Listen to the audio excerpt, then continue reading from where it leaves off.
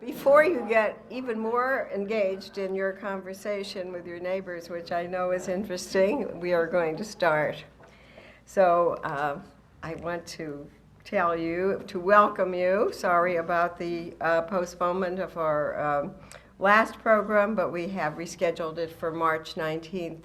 And Kim will get the information to you again, but it will be on March 19th. That's Alex Thier, and it will be at the Heritage Room in the library. But it's a very special pleasure for me to welcome our speaker today.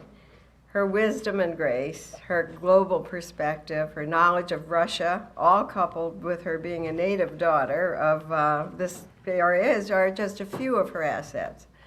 Jill Dougherty began her studies in Russian and developed her passion for that nation here at Central High School in Scranton. Her knowledge has continued to grow, and I'm sure that as that nation has morphed into any number of stages, it has become increasingly interesting to her. The Schemel Forum is privileged to have Jill's insights into Russia, arguably one of the most enigmatic, significant, and I would say frightening places in the world. I frankly can't wait to hear her truly informed version of its recent history and politics. In fact, it was in Moscow where I met Jill when she was head of CNN's operation there. She has since then been head of CNN Asia and the Pacific and is now back in Washington as the network's foreign affairs correspondent. I've seen Jill on the TV screen on several continents, but it's rare that we're on the same continent, let alone in this city, and in this case, our hometown. Before turning the podium over to Jill, I want to comment on this luncheon series. We focus on world affairs, though it's not exclusively focused on that. And that's because we feel that it's important in this increasingly interdependent world to be aware of the world and in particular to understand our connection to it. One can get that kind of experience very easily in Washington and New York and in the many places in the country that have world affairs councils. Here we have the Schemel Forum, and in this spring season, 3 of our 5 speakers, all internationally acclaimed, happen to be our own homegrown pundits. Alex Thier, as I've announced, will be here on March 19th, and now our very famous native son, Jay Perini, with a movie that has several Oscar nominations, will be back here on April 9th. And in the middle there is Miklos Marshall, and that's on March 31st, who will talk to us about what I call a global virus or a weapon of mass destruction, and that is corruption around the world. So without any further commentary, let's welcome Jill.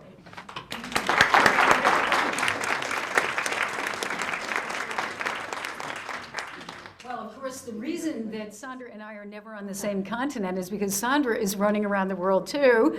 Every time I get an email, it's, "Oh, I'm sorry, I was in Zimbabwe last week, and I'll be in Beijing next week, but I should be home, a couple of weeks from now." So it's really, I have to say, it really is a pleasure to be here on so many levels. Just looking out the window with my oldest friend, Mary Ferrario Rinaldi, we were looking out and just looking at West Mountain and the city, and it's looking beautiful, and it brought back so many memories. Scranton Central High School, which used to exist, of course, is over there.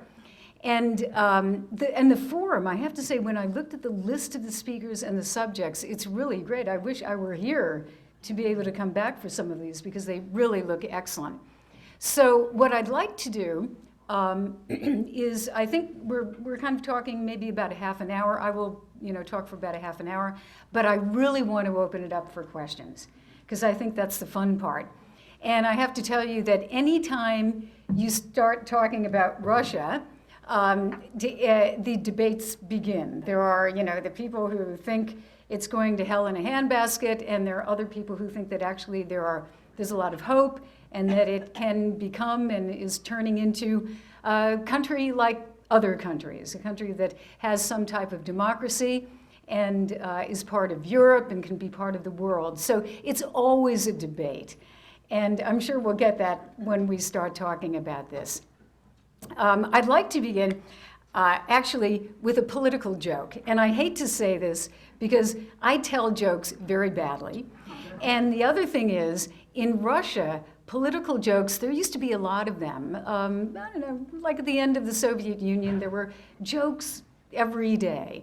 And there aren't too many jokes today about the political situation, which I think says something quite interesting. But in any case, this joke is a joke that a friend of mine who's Russian told me about Vladimir Putin. And Vladimir Putin goes into a restaurant, and he's with the heads of the upper and the lower houses of parliament. And the waiter comes up and he says, Mr. Putin, who now is, of course, the prime minister, Mr. Putin, what are you going to have to eat? And he says, well, I think I'll have the meat, and I think I'll have the potatoes. And the waiter says, well, what about the vegetables? And he says, oh, they'll have the same thing. So, hold that thought. Hold that thought, and maybe by the end of this little talk, it will have even more significance, I hope. But in any case, that's our political. I have one more that I'll say. I'll save it for the middle, just so we have something to look forward to. But there really is, I think, a lot of truth in that joke, because Russia has a lot of the trappings of a modern democracy. I mean, there's a parliament. There's a prime minister. The parliament has an upper house and a lower house. What else do we have? The courts. We have governors. We have local officials. We have elections. In other words, it looks like a democracy that you can understand. And to a certain extent, it is exactly that, a democracy. But it's a particular type of democracy. And the words that the Russians use to describe it are sovereign democracy and managed democracy. So you ask, what does that mean? Well, the managed democracy, there are some experts, Russia experts, who would say it's an over-managed democracy. But this is, I think, is very important, and this is what I'm going to try to do, is to kind of explain how that works, why it's significant, what it means for the people of Russia, and also what it could mean for the future of Russia. Because democracy, and I know, again, Sandra is such a person who knows democracy and has written books about it, and how important it is, that it's the key to everything. I mean, I'll just give you, my theory, and we can go on. But I think the fact that you have what's happening in this room right now, you have concerned citizens who are interested in subjects, who gather together to discuss them, and then discuss it among themselves, and then go off and vote and put pressure on the people whom you elect, and create other organizations. That's how democracy works. And if you look at Russia's history, a lot of that has been, over the years, subsumed by the Communist Party. For 70 years, the Communist Party provided everything that those organizations do. There were no independent civic or civil society organizations. So when the structure fell apart in 1991, when the Soviet Union fell apart and the Communist Party disappeared, there really was nothing to take its place. Boy Scouts, Girl Scouts eventually started, but you had the Pioneers, and you had other organizations that were run by the Communist Party. But civil society, to me, is the key to everything. And that's still what they're trying to build. And it's still not really there. So that's one thing that I definitely, I think we'll touch on that. So let's begin with our cast of characters. Okay, and I decided, don't worry, I won't go back too far, but I do think that as I was thinking about what I wanted to talk about, I kind of flashed back to a meeting. It was a journalist interview with Vladimir Putin that Mr. Putin, who was then president, held at the Kremlin. And this is going back, I guess it was probably, it was the early part of his administration, and he invited the foreign journalists, and there were probably about, I don't know, 6 or 8 of us, and we sat around a big table in the Kremlin at the library and met with him for 3 hours. And we could ask him anything. Actually, I was very impressed because we did ask him just anything. And for 3 hours, he went on. I mean, I thought it would last for an hour, but it was 3. And there was nothing that stumped him. There was nothing that he was unable to answer. He was he's a very calm, cool, and collected guy. There was one thing that got him very angry, and that was Chechnya and the Caucasus, and the war that continues to go on. It's not a war anymore, but it's a constant source of violence, and policemen are constantly killed. That was one thing that you could see, that his anger about terrorism was something where he, I wouldn't say lost his cool, but he came close to that. But what kind of a person was he? Again, little things sometimes come back to my mind. As we sat there, because I was one of the senior journalists, I sat at his right hand, so I saw everything that he was doing.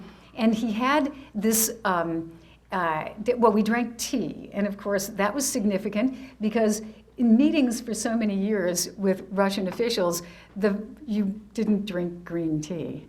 It was more like maybe vodka or, some a little stronger substance. And Mr. Putin is pretty abstemious. He drinks beer, but he's not a vodka drinker.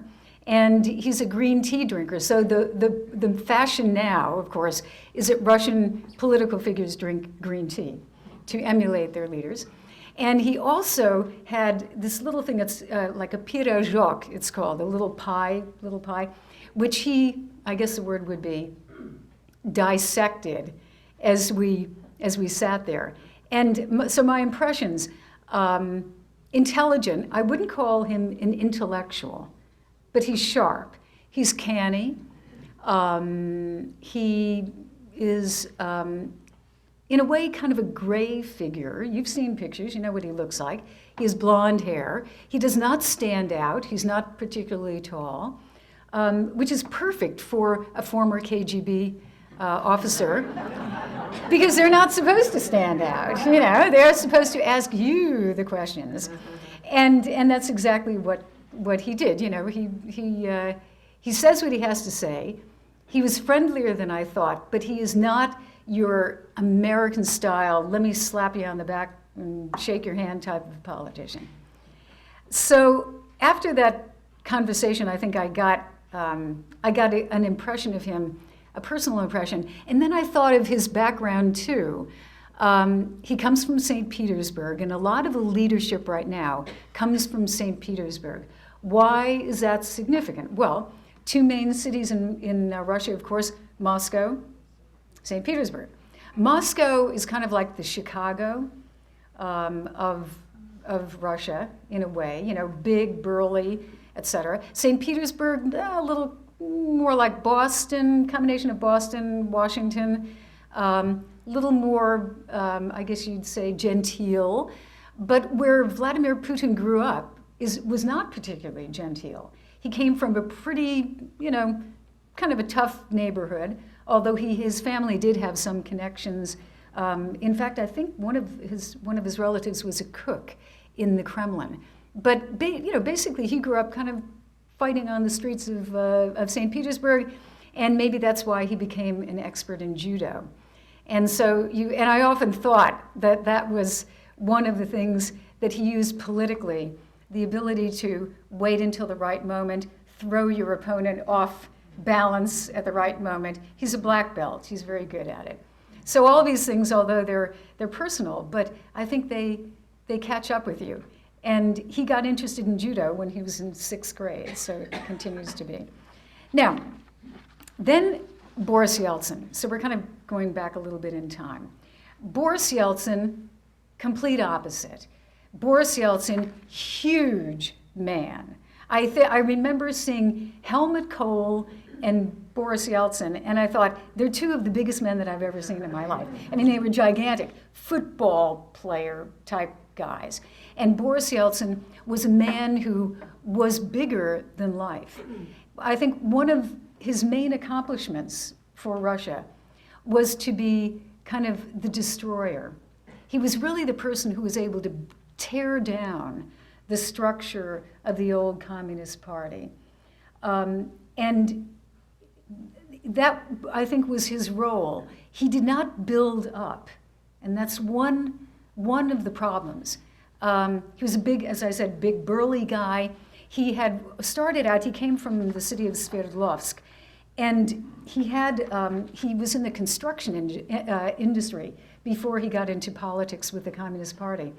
And he had one thumb and a finger missing. It was kind of like this. And it was in an accident. I'm not quite sure. Some people say it was a factory accident. Others say that he and his friends were trying to blow up some sort of hand grenade with a hammer. I'm not quite sure what it was, but he lost a couple of fingers. And one of the times that I interviewed him, I said, it's always good when you're interviewing to try to get something that's not only current, but will stand the test of time. So I asked him, what do you think your legacy will be? And I thought that he was going to reach over the table and throttle me. He said, I'm not dead yet. How dare you ask me this question, big voice. And I thought, oops, I'll never do that again. But I did, but it was a good moment. And you could just see although he was in his prime at that time, he had enormous problems. He had heart problems. He was a sick man. He had a drinking problem. And I think there was a bit of defensiveness. And shortly after that, he began firing his prime ministers and beginning this kind of period of chaos. And if there's anything that you really did feel at that point, and now we're back in like 97, 98, was this feeling of chaos. It was exciting. It was a moment for people to open up, do what they wanted to do, take political charge of their own lives. But there was no structure. And as I said, the destroyer chopped down a lot of stuff, destroyed it, but did not leave much in its place. Yeltsin was very, very good, however, at feeling the tempo of the times, and he was a politician. And this guy was able, almost like in a Bill Clinton way, of sensing the mood of people and able to move on that. And that's what he needed, because he needed to coalesce people together to do what he did at that point, to continue to break down the old communist structures. And then now, fast forward to Dmitry Medvedev. Now the ages, Boris Yeltsin, World War II, he was about, I think, 10 or 12 during the war. So it was his formative years. He didn't fight in the war, but he was certainly, went through it.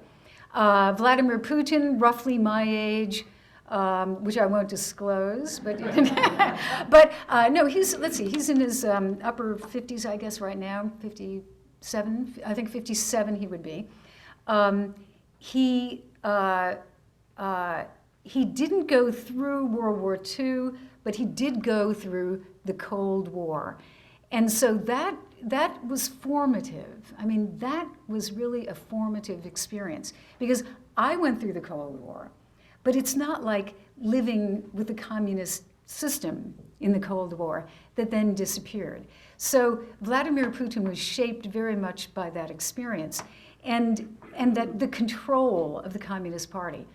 Now, Dmitry Medvedev, and take off 13 years. He's in his 40s. He's a product. He also comes from St. Petersburg, so another Petersburg guy. He's a lawyer by trade. He uses the internet. He's got a cell phone. He has a blog. He's a very different type of guy. And although he did experience the old Soviet Union and the Cold War, he wasn't, I don't think, he was really shaped by it in the same way. He's really kind of a post-Cold War person. And if you look at him, I think that you could say that He has vestiges of the old, but a lot of vestiges of the new, and that's something I want to talk about as we go on. The old would be, he was, in addition to being a lawyer, I guess you'd call him a political appointee, would be the best way to describe him. But he was also former chairman of the board of directors of Gazprom, that huge monopoly, energy monopoly that has oil and gas, I should say gas, Gazprom, is enormously influential in the Russian economy. So he was very, very plugged in. And if there is one thing that is a defining way that you could look at Russia, follow the energy. Follow where the money comes, the gas, the oil, certainly minerals, et cetera, but especially gas and oil. That is one of the problems, because when you have your entire economy coming from gas and oil and prices go crazy, you got some trouble. So Medvedev, I think you could say there's a possibility that he could bring some changes. But there's more to be said about that. But that's our cast of characters. So now let's go to that managed democracy. And to look at managed democracy, we have to kind of go back in time to December 31st, 1999. Yeltsin, the Tsar, is sick, very sick. He's had a number of heart attacks. He's had surgery. And on New Year's Day, he hands over power to Vladimir Putin. And he had installed Vladimir Putin as prime minister just 5 months previously. Now, why would he do that? You know, it was the last person that people expected to become the prime minister. And Yeltsin had kept people guessing. He loved to keep people guessing, keep his political opponents off balance. And out of the blue, this guy who, you know, wasn't well known, but had been in the system, but kind of behind the scenes in St. Petersburg government, becomes prime minister. And one of the key things about Vladimir Putin was that he was KGB. He did know where a lot of the skeletons were buried, but he was also very loyal. And Boris Yeltsin and his family needed that, because at the end of the Yeltsin administration, people were really saying, look, the family has been making a lot of money, they are amassing fortunes, we ought to go after them. And Vladimir Putin was the person who could guarantee them that the government wouldn't start launching investigations. He was kind of their ticket to a nice retirement, and he did uphold his part of the bargain. So Yeltsin was able to retire, step aside, and Vladimir Putin comes in. Now, they engineered the election, which was supposed to take place later, I think it was June. They had the election in March, so just a few months later, and the reason was get him into office as soon as possible. And Putin, I covered that election, and I remember I kept saying, when are we going to go out on to the hustings and follow him? He didn't go on to the hustings. He didn't run. He just basically stayed in the Kremlin. It was kind of a rose garden approach, you know, stay in the rose garden, except it was the Kremlin garden. And he was elected handily. Why was he elected handily? Well, at that point, you had right before that, you had a series of bombings in Moscow, apartment buildings blown up, terrorism was growing. People were very, very concerned. You had the country, there was kind of a feeling of the country falling apart, the structures were all falling apart, and people wanted security. So Vladimir Putin was the guy who came in, and he is, I would say, he has a mouth on him, as we would say in certain, certain ways of explaining it. He can really use profanity. He's a tough-talking guy. And when he came in, one of the first things he said about the terrorists was, and I'll clean it up. This is cleaned up. But he said, we're going to rub them out in the outhouse. It was actually worse than that. It was pretty bad. But that's what he meant. And people went, that's a guy. I can really identify with a guy like that. So he was a tough guy. He was going to bring order. He was going to bring toughness against those those terrorists. So he wins the election, and if there was one thing, one message that he had, it was, we're back. Russia is back. But it took him a while to do that. So how did he do it? Well, a lot of it, if you had, as remember, Boris Yeltsin, the destroyer, Vladimir Putin used the structure that Boris Yeltsin had built. And there was one main part to that. It was a combination of a very strong president with very weak institutions. And that continues to be one of the defining, really important things about Russian democracy, or the Russian system, is the president is very, very strong. And the institutions, the parliament, and other institutions are really pretty weak. And that continued. So how does this work? And I guess this is where we need Sandra to almost diagram how this works. But I'm not going to give you a lecture on American democracy, but you know how it works. You have the president, the Congress, et cetera. And all of them, you might say maybe Wall Street runs it, or the military-industrial complex. But really what runs it is this ferment and the creative tension that you have among various groups. And what Putin did, well, let's say this system, the system that we have and the Europeans, et cetera, you have power being exerted in a variety of different directions. Top down, bottom up, horizontally, vertically, and every other way. In Russia, it runs one way. It runs like that, top to bottom. And there's actually a phrase for this, which is called the vertical of power.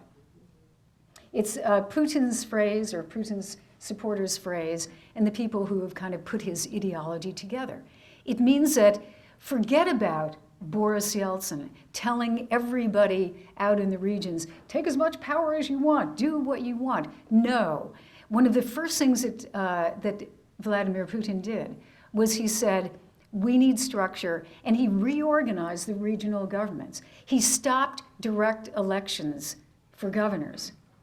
And they created these, there's a Russian word for them, but they're kind of like regions, regions, 7 of them at that point. And they put direct Kremlin people in charge of those regions. So already you had the power coming right from the government, the central government, going out to the regions. And another part, I think, another aspect of Russian democracy that's really important is it's very personal. It's a very personal thing. I mean, eventually in the United States, you have a president who comes in and then they go, and then you get another one. In Russia, for hundreds of years, you've had the Tsar, and then you had Lenin, and then you had Stalin, and power is personified. And the people who come in take a lot, create their own structures. That's why Boris Yeltsin was able to do what he did. That's why the Tsar could do what he did. That is why Putin could really restructure an entire government system, because it's extremely personal and personified. So I think that's a really important point as we look at the structure. Then you had the economy. The economy at that point was pretty bad. People, I can remember miners coming to Moscow and taking they had these, it's like a payok, it's called. It's a little like tin container into which you put your lunch. It's like a lunch pail. They would come in with spoons and they'd bang them across from the White House, which is where the prime minister works. And they would come, these guys who looked so different from the Muscovites, with their decent haircuts and their suits and, very urban. And these people are coming from the mining areas, thinking of Scranton. Imagine Scranton in the 1800s, and these guys who have no protection and work under very, very dangerous conditions, not being paid for months and months and months at a time. So people were descending on Moscow. There was strife. Teachers were striking. It was very chaotic. So Putin had to pull all of this together. He had to centralize power, and he centralized political and economic power. he realized that one of the things that you had to do, number one, you had to concentrate on energy. So they, under Boris Yeltsin, you began to have these big state institutions and companies and factories sold off. Energy companies, gas, oil, electric, et cetera. They were being sold off because the government needed money. They were really in hock. They needed as much as they could. So they had programs that were called like, they would sell shares in companies for a penny on the dollar. And then canny people would come along and buy up those shares. People actually got them. Average people got shares in these companies. And then smart people would run around and buy up all the shares and say, look, it's just a piece of paper. Why don't you sell it to me? I'll give you a kopeck, I'll give you a ruble, give it to me. They amassed these shares, and then they owned companies that would be like owning General Electric. But they were Soviet companies. At that point, it didn't seem like a big deal, but it really was, because eventually those companies began making money. And with the concentration on energy, they sure made a lot of money. Then what happens? Gas and oil prices go sky high, and Vladimir Putin is sitting on a lot of money. So what did he do? He began to pay off the debts of Russia and centralize all of this control. So I think that the centralization, both economic and political, was crucial for the way that Putin took over. Now, let's see. I want to make sure that we have enough time. Let's see. How are we on time, Sunder? 10 to 1. So we have maybe another 10 more minutes. Okay, good. I'll talk fast. The other thing that he did was he put some of his friends and buddies from the KGB in charge of these companies. Now, these were, in Russia, the word for power is sila. And so there's a word that's called siloviki, the power guys, the power people.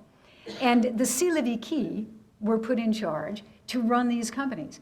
Now, it wasn't all bad. I mean, it sounds really kind of malevolent, but it really wasn't completely. Some of these guys were actually very smart, and they actually were good at running companies. And some of them were straight arrows. Some of them were not corrupt.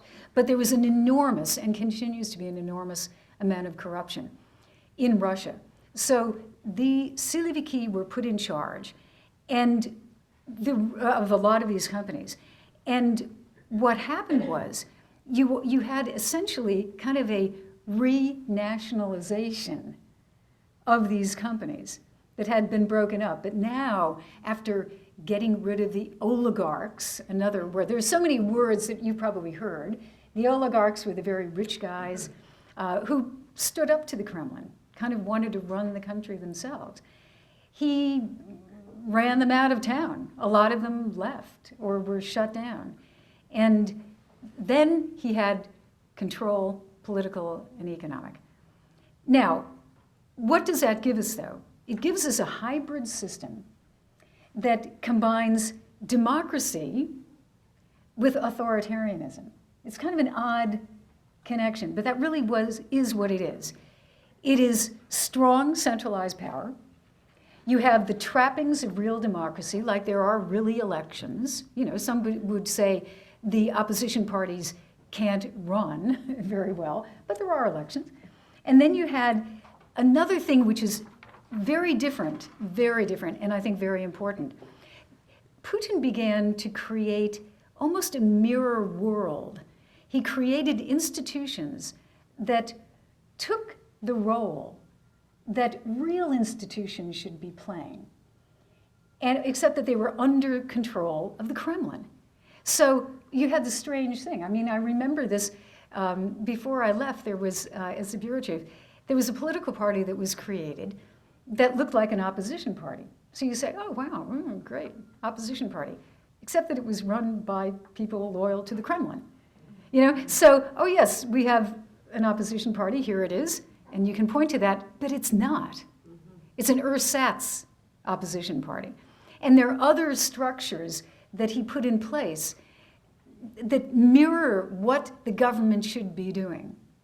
And this, I feel, is something that is so important to Russia right now, that if you talk with the people who are in the Kremlin, and you talk with people who run things in Russia, they would say, sure, we believe in democracy, and many of them do. I mean, I think that Mr. Putin believes in democracy. But many of the people don't believe, many of the people who run it, don't believe quite in that much democracy right now, because they don't trust people. And when you talk with Russians, that is one of the frustrations. It's almost, my word is infantilization. It is, you say, okay, I trust you guys out there. You know, we have democracy, but you know what? Sometimes you are misled by bad politicians. So what we're going to do is help you. Now, this may not last forever, you know, but right now in this period, if you guys go out and elect bad people, we're going to be in a real pickle. So I think we have to guide you a little bit, help you a little bit. And this is the messy business of democracy that Russia isn't going through.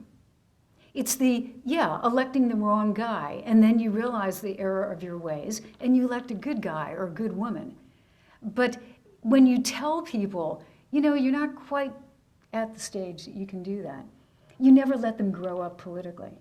And I think that that is one, when I talk with my friends or people that I know in Russia who feel that very strongly, that they do want to be able to control their own lives politically and economically and every other way, but that they're not quite trusted. The system doesn't quite trust them to do it.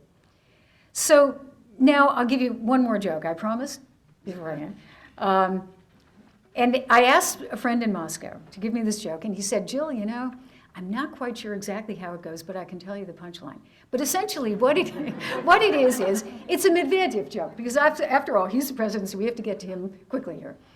Mr. Medvedev is given a car, a new car. It's gorgeous. It's probably a Mercedes, knowing that part of the world. It has everything, all the bells and whistles. And he really loves it, and he's looking at it, and he goes, that's really great, but where's the steering wheel? That's one that you don't have to think about too much. So the question right now, the debate, is Medvedev a figurehead? Or is he just kind of a talking head for Vladimir Putin? Because remember what happened. Putin couldn't run for another term.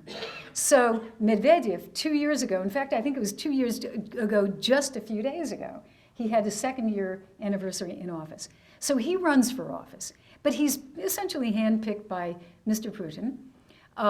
Medvedev gets elected. People are happy to have somebody that Putin gives his blessing to. And the feeling was, oh, he's just a puppet. He can't be doing anything on his own. Now, there are those who do believe that. They just kind of believe that Medvedev is like a Charlie McCarthy type person, and behind the scenes is Vladimir Putin pulling all the strings. Vladimir Putin, of course, now the prime minister, and Mr. Medvedev, the president. Prime minister responsible for economics. What's happening in the economy? Oil prices are down. World economy is down. Big economic problems. Russia has some very serious economic problems right now. And the country is not doing very well. So you have an interesting dynamic of people beginning to question whether the country economically is being led in the right direction. Now, who's leading the country economically? Mr. Putin, because he's the prime minister. And at the same time, you have Medvedev doing some interesting things. They're very interesting. And I talked with a couple of Russians recently. One was an American, actually, who was a very senior diplomat. And the other person is a Russian who is a super smart think tank person. And I said, I'm giving this talk, and I want your opinions. You know, what about Medvedev? Is he just a puppet? And both of them, coming from very different political outlooks on life, said, I don't think so. I mean, it's very early, believe it or not, even 2 years later, it's very early to say this. But Medvedev has been doing certain things and mainly saying certain things that go against Vladimir Putin's way of doing things. And I'll give you an example. Medvedev wrote a piece that came out, I think it was September of last year, and it was called Go Russia, kind of a snappy title. And it was kind of like, almost like a State of the Union speech, except that it was written. And I'll read you a couple of quotes. Should a primitive economy based on raw materials and endemic corruption accompany us into the future? Kind of interesting. An inefficient economy, semi-Soviet social sphere, fragile democracy, negative demographic trends. Russians are getting old and dying very quickly. And an unstable problem in the Caucasus, which is Chechnya. That creates very big problems even for a country such as Russia. So Medvedev himself is saying, should we have this inefficient economy? Should it be based on raw materials? Should it be based on oil and gas? And he's raising these questions. It was a very, actually, inspiring speech. Does he mean all of it? Will he act on it? That's the question. I mean, there are, you need deeds, and we have to see some of the deeds in order to see whether Russia will change. But he's saying interesting things. And some people believe that he actually embodies some of the hopes that Russians have for a more democratic society. I say this with a lot, knowing that there is a whole other group of people out here who will say, that is ridiculous. He is the same old, nothing is going to change. I mean, this is a big debate right now. But I'll leave you with a couple of things that are happening right now. When I lived in Moscow, every time you drove down the road, it seemed, you'd be stopped by a traffic cop and shaken down. Do you have this form? Do you have that form? Oh, there's a zero missing on your license plate, Or, oh, somebody misspelled this. And of course, the hand would be out for a bribe. And also, it was very demeaning, just you'd be stopped for nothing, you'd be shaken down. It was really a bad scene and very scary. For me, it was scary. For Russians, I suppose it was really annoying. And you've started to see people demonstrating, having demonstrations about, of all things, traffic and traffic policemen and traffic regulations. And it seems like, well, big deal. That's significant. When people start, remember the movie when the guy got up and said, I'm mad as hell and I'm not going to take it anymore? There's kind of I think there's a growing, I'm mad as hell, I'm not going to take it anymore. Now, Russians are not used to, here we'd say, so where are the people who agree with me? Let's get together, let's do something. Now in Russia, I don't know, I mean, traditionally they've had, rebellions and revolutions, or they would demonstrate or something like that. But they're starting to do this. You have some little, groups that are starting, and you also had a very big demonstration very recently in the city of the Enclave of Kaliningrad. It's an enclave that's very close to the western border of Russia. It's actually in Europe.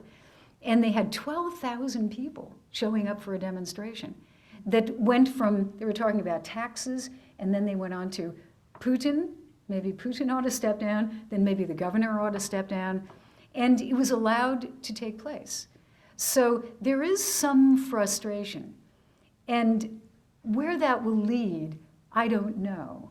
I mean, I would hope, and I think a lot of people would hope, that it doesn't lead to chaos. Russia does not need chaos. But if it could lead to something like what you have here, if it could lead to civic organizations and people banding together to, again, to express their views of what their society should be, would allow them to do the things that they want to do, which is start businesses and travel and be able to do everything that everybody else does to have a normal existence, then that could really be the start of something. And I think the last issue for them would be, why not just define democracy by chopping off some of those extra words, like managed. You know, do you need to define it as managed democracy? Do you need to define it in any way other than democracy? Now, some Russians would say, we need our own style. It's not going to be like the United States. It's not going to be like Europe. That's fine. I think that's really fine. That probably is the way it should be, because Russia is a different country with history. But the democracy, that Russians do want democracy. And I think that if there's any period in their life that they've been able to accomplish that, it's probably now. The internet, Twitter, all sorts of ability to communicate with other people, which never existed before. 5 years ago, it didn't exist. So they can communicate, and they can begin to pull these groups together and do something. But it's still a question mark. You know, it's up to them. United States isn't going to help them to do it at all. There's no need for that. They have to do it.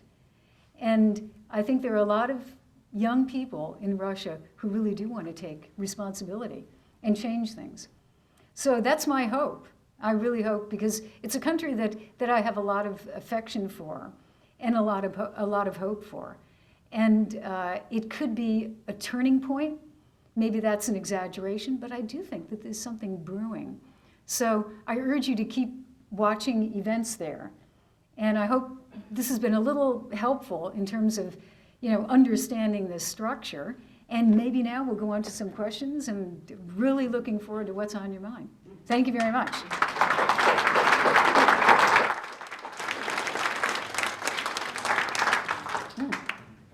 wonder if you'd speak about Russian demographics, especially in the Far East, where now there are more ethnic Chinese in Siberia than there are ethnic Russians.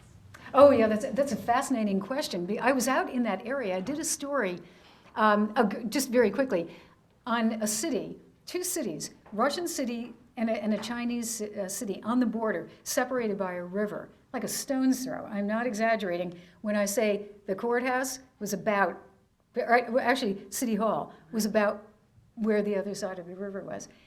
And it was quite shocking. The Russian city looked like Tolstoy, 1800s. Small buildings, little wood buildings, charming, ancient, and on the skids. China, I looked over there, I could not believe it. Glass buildings, high rises, people running around working. And who's doing the construction on the Russian side? The Chinese. So now, it would be easy to say, oh, the Russians just don't know how to do it. They do know how to do it, but of course the Chinese really know how to do it. But that is a problem. There were business people there who said, we have to get our act together. And the way they said we have to get our act together was they said, we need more local control. And Moscow at that point is, how many, you know, Russia's 11 time zones. Can you imagine 11 time zones? So let's go back about 8 time zones to Moscow. It's very far away. Japan and China are much closer when you're out in that part of Russia. So they are being very strongly influenced by what goes on in Asia. They consider themselves part of Asia. And I think that they are, what they want is the ability to be free of some bureaucrat back in Moscow who's telling them what to do. I found some very impressive business people, but there was an intense level of frustration about Moscow still keeping the thumb on them. Yes, hi. What could be the role of a constitution helping to turn a managed democracy to a democracy? You know, Russia doesn't have a bad constitution. And if you looked at the Soviet constitution, parts of that were okay too, in a sense. Do you know what I mean? I think ultimately it's crucial because it is the structure. I'm in a constitutional law course right now myself, so I would not want to denigrate the Constitution. But I think what is more important for them right now is what's in the hearts of people. You know, the Constitution is a document, but if you as a citizen don't say, you know, I want my rights, then it's just a piece of paper. It has to be within their souls. And unfortunately, for 70 years, the government did it for them. The government did everything for them. So to really sit down and say, I'm going to do it for myself, requires a lot of courage. You know, it ain't easy. And it is not easy also when you are a small business person who has the fire department that is in cahoots with the local mayor, who comes and inspects your building and says, you know what? You need an extra door there. So we're going to shut you down for about 5 months. And then you say, how can I get out of this one? Well, you know, just pay a little money. So small business people are constantly being approached by other people who want to shake them down. It's very difficult to be a small business person. So that's what they have to have. People who will band together and say, I'm not going to take this. I want to start my own company, and I'm going to do it. So that's what I feel. It has to be within them. Sid. So we live in a democracy in the United States that's been developing for 800 years through the British system from the Magna Carta. Right. They've got 1,000 years of totalitarian, czarist, or communist government. How do those people make the leap, the intellectual or emotional leap, to become part of their government and the government part of them? I think we look at democracy as the natural state of things. Not everybody does. That is definitely true. And, you know, the 70 years and then the Tsar before that. But you know, Sid, back in the Middle Ages, they had democracy. They had, for you students of Russian history, there was the Vechi bell, which rang. They actually had a town hall, New England-style democracy going back to the Middle Ages in the north of Russia, up around Novgorod. They can do it, but they've had a very difficult and complex history. And they've always been worried about invasion, which tends to pull the government together and make it want to control things because you're going to be attacked. You know, we never had really people invade us in that way. So, and England has really an amazing history of democracy. But I think they can do it. I don't, you know, when you talk with a Russian and you say, democracy, don't you want democracy? Yeah, you know what, how do you define democracy? When right after the Soviet Union fell, when you use these words like democracy, what did democracy mean to some Russians after the Soviet Union? It meant, I lost my job. Democracy meant, I don't have free education for my kid anymore. Democracy means I don't get to go on my factory's vacation to the south of Russia when I'm freezing up here in the north of Russia, and it used to be all free. Just the other day, look what happened to their Olympic team. You know, remember they had a great Olympic team. They don't have the money for the Olympic team. That was all paid for by the government. So what does democracy mean to some Russians? It means bad things. In a practical sense. It's not theoretical. It's how does it work out in real life. So I think if you get away from the theoretical and you just say, how does your life work? What's important to you? They want to get their kids educated. They know that they have to compete in the world. Why are all the IT brains here? But, you know, why do we have Russian engineers in the United States inventing things? Why aren't they back in Moscow inventing things? That's my question. And Medvedev talks about that too, but that's my question. What are they doing in California? You know? So I think they can do it. But it'll be different, but it's not impossible. Yeah, hi. Hi. Yeah, I have two questions. One goes back to your original, when Yeltsin or Putin got elected president. I know you mentioned the terrorist bombings. I'd just like your input on the theory that some of this was set up by the KGB to get elected, Putin elected. And the second question is, what do you view the interplay between Russia and the West, mainly NATO, and the Ukraine, with the influence going on the expansion of NATO into Ukraine, or even Russia's looking at that as their sphere of influence? Yes. Yeah, good questions. The second one is a little complex, but I'll try to just be fast. The first one, you know, there was a series, as I mentioned, of apartment bombings in the middle of winter, and there was always this theory that the KGB had actually done it in order to get people worried and concerned about security. Therefore, they would vote for Mr. Putin and support the government. It's never been proven either way.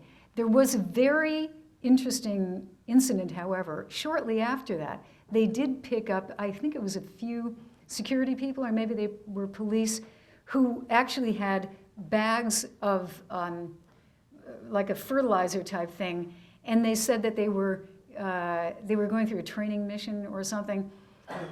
Very murky. Could they have been plotting another one? That's what some people said. But I do not think that there is any final verdict on that. The president's enemies have definitely used it to say that it was the government behind that. So we'll just have to, I don't know, maybe eventually they'll try to get to the bottom of it.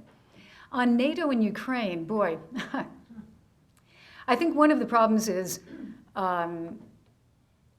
Russia looks at its neighborhood, Ukraine, any place of the former Soviet Union, as its neighborhood. And kind of the way we had our Monroe Doctrine, well, they kind of have their Monroe Doctrine too. But times have changed. So they feel that they get nervous when the United States starts putting missile defense systems in places like Poland and the Czech Republic, and now Romania is talking about getting involved. They get very nervous about that. And I think that you could say there is some understandable reason that they do get nervous about that. I don't think they realistically think the United States is going to roll into Russia. Nobody in his right mind would. But when you are looking out for the defense of your country, you do have to take that into consideration. But the problem is, now Ukraine is an independent country. It's no longer part of the Soviet Union. So they have to define, how do you define allowing these countries to be completely independent, not under Moscow's sway, and yet understand that there are certain sensitivities. And I think that it's going to rely very much on the Ukrainians themselves to establish that relationship and try to be to make sure that the Russians don't feel that there is a threat, and yet keep good relations with the West. And the recent election is a very good indication of that movement and how that could play out. I think did you have a question? What is the poverty level? Poverty, well, it's upticking a little bit. I don't have the latest figures right now, but there's a growing middle class.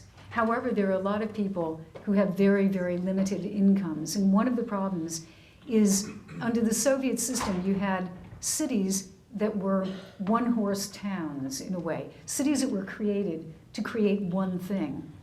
And when that one thing dies, like a lot of Russian products are not very saleable, except for gas and oil. They don't create much in the way of products that you would buy, internationally. So when your factory dies, what do?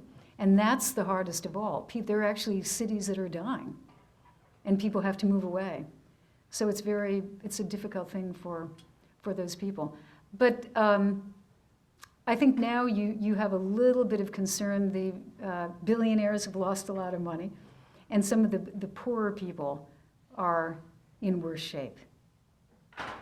That's just kind of a nutshell.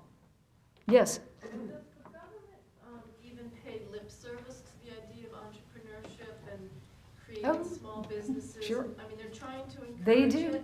They do. Even though there's shakedowns happening, they do see the value of it. I think they do. They definitely do. But that said, when you're looking at getting huge amounts of money from energy companies that are gigantic, then of course you're going to go for that, and that's what Putin went to. But it's very unstable, because as soon as prices fluctuate, you're in a real problem. So they talk about it, but how do you really structurally do it? Do you have the laws? Do you have the protections for people? And the tax structure to do that? That's what I mean by supporting it, because not everybody is involved in the energy economy. Exactly. You can get them productive in other ways other than, they're used to being told what to do. Right. So And there are plenty of things that Russians could be doing right. that would diversify the economy. But They talk about it, but so far I'd have to say that a lot of the real support is lacking. Sandra? Yeah, I was thinking about trust, which is a very important element in creating a democracy. But before the trust, I think they have to develop a higher state of distrust of what the status quo is. And I think that technology, information, communication technologies will be a very important factor in that, because we just look at the dissenters in Iran. We look at that Ukrainian election. You can't keep in the dark. You can't keep people will not be kept in the dark so long. So it won't be from an internal effort in a sense. It'll be from this global sensibility that's being transmitted, I think. I think that's a good point. And yes, because they know what's going on. I mean, people who have the internet in Russia, they're not cut off. You know, I mean, they have TV, they have a lot of reports, they know what's going on. They probably, I would say probably the average Russian probably knows better about what's going on in the world, I hate to say, than some Americans, because they're interested in it and they rely on it. We have a big country, you can kind of, exist by looking at your own news, but the Russians are very interested. And they travel, and they go to Europe, and they see how things work. And some come here. And their kids are studying abroad. There are a lot of Russian kids who are studying abroad, Europe, England, all of the former oligarchs or rich people, a lot of them are sending their kids to school in the West. And that's going to change it too. Yeah. Yes, sir. Would you touch briefly on that other giant of late 20th century Russia, Mikhail Gorbachev? Obviously, I think Putin probably has very little regard for him. How is he held in regard by the Russian people, or is he held more in esteem by the West than by the Russians? Oh, absolutely. Unfortunately, I am such a fan of Mr. Gorbachev. Russians see him as the person who lost the empire. And it's very sad. I mean, I suppose, yes, I can see why they think that, because it's kind of nice to be an empire for a while. and it gives you pride, and Russians needed pride. But they look upon Gorbachev as the person who blew it all up and destroyed the empire. And in the West, we look upon him as a person who really, just philosophically changed things. Now, what did he want to do? I mean, Gorbachev thought that the old communist system could be changed, that it could continue to exist, but it would be kind of, communism with a human face, and it would function well. It couldn't. It had to go. But some Russians, I think, ultimately will see that he was the linchpin to changing and getting what they have today. But right now, you'd have to say very, very negative. But he's an amazing person. He continues to run around the world. He's over here in the United States. His wife, who died a number of years ago, has a foundation. I think it's a cancer foundation, and he's a very, very active person. Head of the Green Cross, which is like the Red Cross, except the environmental issues. Yeah. I think we'll give it to people who haven't. Yes, no. Two questions. First of all, what is the current relationship between Russia and China? And the second question is the successor organization for the KGB, and I apologize, I don't know the name. FSB. Okay. Mm-hmm. What is their function? Are they just an intelligence gathering agency, or do they still have a secret police function within the society? Well, China, we could write a book about that. But I mean, in 2 words or less, I'd say Russia, China. Russia looks at China, knows that the Chinese economy is expanding at a rapid pace, knows that it's a huge country, knows that it's very organized, and is focused very much on its economy. There's probably a kind of bit of jealousy, envy on its part. And it also is worried about, the influence, kind of what we were talking about before, the Chinese just burgeoning to their detriment. So it's a little uneasy, I think, because they compare themselves not favorably to what is happening in China. The second question, the FSB, the Federal Security Bureau, is it's kind of like the FBI, and internal functions.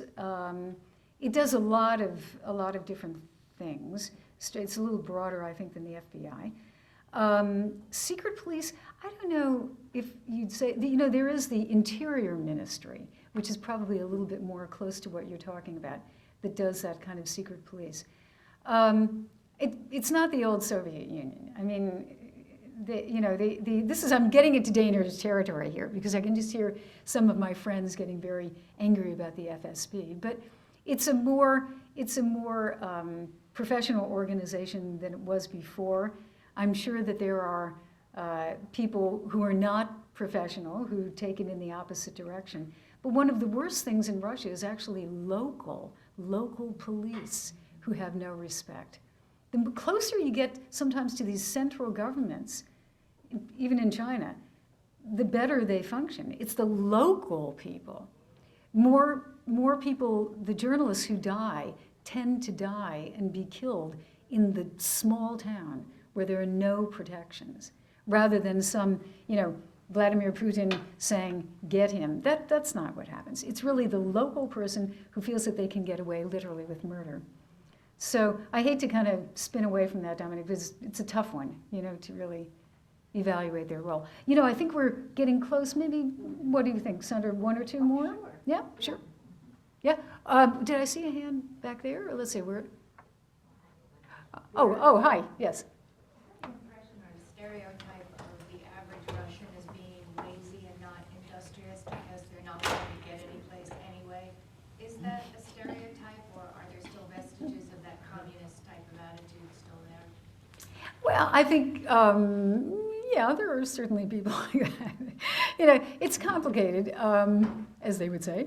I don't think you can generalize. I mean, I don't think you can say Russians are lazy. Certainly, Sergey Brin, the IT genius, is not a lazy Russian.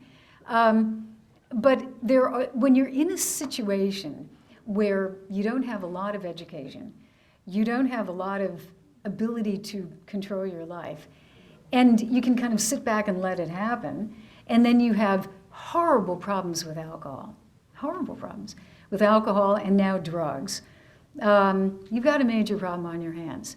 So I would say the way Mr. Medvedev would answer that, he would say some of the biggest threats to Russia would be alcoholism, drugs, lack of education of people to be able to do something with their lives, and things like accidents. Russia has an extraordinarily high accident rate because of the drinking. It's just mind-boggling. Their accident rate with cars is out of control. I mean, compared to many, many countries, they have more accidents. I do not have the statistics, but we could easily look them up. Car crashes and accidents on the roads, and industrial accidents in which people, because they don't use safety goggles, or, I used to see this all the time. In the building where I was living, they would paint, and they'd use this rot gut paint that's very, very bad, not latex, but it was like an oil-based paint. And these guys are spraying it, and I'd say, where are your masks? We don't need that, And you go to a factory, where are your hard hats? Oh, who needs that? Smoking, so no wonder you've got a lot of people dying very, very early. And that rate is still really quite high. Men usually die, statistically, 59, 60, Women are higher, of course, but it's really bad. It might have gone up, uptick, but it's because of a lot of the health problems that they have. So I don't know if you say they're lazy, but there's kind of that element. Yes. You mentioned lack of education. What is their educational system? Traditionally it was very, very good. And some of the institutions that they have, the higher institutions, are really excellent. I think it was a bit more rote memory than in a lot of countries. But they still have, I think, a good educational system. And they're introducing more of the kind of Western way of doing things. There are some private schools, and then there are public schools. But at least their level of education, the ability to read, that type of thing is quite high, still, compared to many other countries. But it's the type of education, you know, like education in the things that they really need. I'd say like civil society, what makes our society tick? And unfortunately, in a lot of the textbooks, they're kind of going back to the old Soviet days and getting more conservative and trying to depict Russia as the country that does no wrong. And that's kind of a worrisome trend. But overall, it's a pretty good system, I'd say. Well, maybe one last one. Yes? You mentioned the young people, and about a year or so ago, there was talk about Putin's group of young people. You know, they're all dressed in red, and they shout Putin, Putin, and Oh, yes. So is that still a trend? And is it something to watch? Yes. In fact, I did a story on them. And they're, how would you describe them? They're kids who tend to be kind of from the provinces, who come in and they join this organization, which gives them a chance to come to Moscow, maybe come to a university in Moscow, get exposed to things. But what they were doing at the time that I did this story is they were running after Western diplomats and yelling at them for a variety of reasons. You know, you are, let's say, you're interfering with our democracy, or you're trying to tell us what to do, or there was a certain jingoistic quality to them that verged on almost some violence. You know, they would have car chases, you know, following, in fact, the British ambassador. They were following him in a car and really making life kind of miserable. They've gotten a little bit more quiet recently, but there are a couple of trends. You know, this is where I think it's very important that it's balanced, that Russia, that its youth have opportunities, because there are the kids who get to go to Europe or to the United States and study. And then there are other kids who don't. And they look at their country and they say, we used to be a big empire, and now we're not anymore. And it engenders a feeling of kind of, they're one down. So what they do is they become super Russia supporters and say, in essence, we're going to kick your you-know-what, Europe, the United States. So it's a false sense of pride in your country, which means that they feel they have to kind of put people down, as opposed to just bringing Russia up and making it part of the world. I'll give you an example. When I did this story on these youth groups, they showed me a booklet. And in this booklet, they have a picture of a soldier. And the soldier absolutely is an American soldier. There was no question, kind of like NATO clothes and uniform. And this guy is on Red Square. And I said, it's kind of interesting. What's this mean? And it obviously looked like NATO and the United States taking over Red Square. And so I kind of played the naive, and I said, why do you have this picture? And they said, well, you know, the West could come in at any time and take our resources, so we must be prepared to defend Russia, because that's all they're interested in. They ultimately want to take our gas and oil, so we have to be prepared. And we don't really trust them at all. They may say they want democracy for our country, but they really don't. So it's that type of mentality. I was quite shocked. But you know, it's something that some kids believe. Militaristic about the training of these young people then. Yeah, they learn the usual. But I mean, Russians have always learned how to dismantle guns. I mean, that was all part of, kind of like us Boy Scouts and Girl Scouts. Well, in the Young Pioneers, they had to take apart a gun and put a gun back together again. So that's not that rare. But there is a militaristic side to them, yes, definitely. Well, on that cheery note, a note about invasion, but this is great.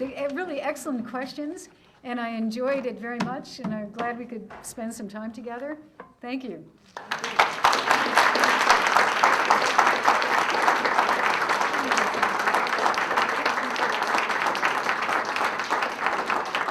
I hope this is just the first of several visits that you pay to the Schemel Forum, Jill, because we need to know a lot more about Russia. I wouldn't change my adjective when I said one of the things I think Russia is frightening, because it's a tinderbox. If maybe the most dangerous thing about it is that they call themselves a democracy in any way at all, because I think that, as you say, as you understand so well, without civil society, without citizens, you can have a great constitution, even great one. You can have something that's called an election, and I don't know how, if Putin's rivals had any chance at all of getting into office. What do you think? I don't think they did.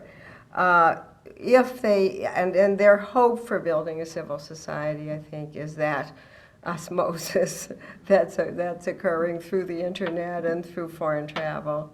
And I also want to say that this is not to be a commercial, but when you learn more about the impact, the pathological impact of corruption on this world that you see there and in many places, we see it here too, but sometimes it is the dominant culture, then you know that's a great enemy of democracy too. So, on that, again, very happy note, spring is coming, and I hope to see you next on March 19th. Great.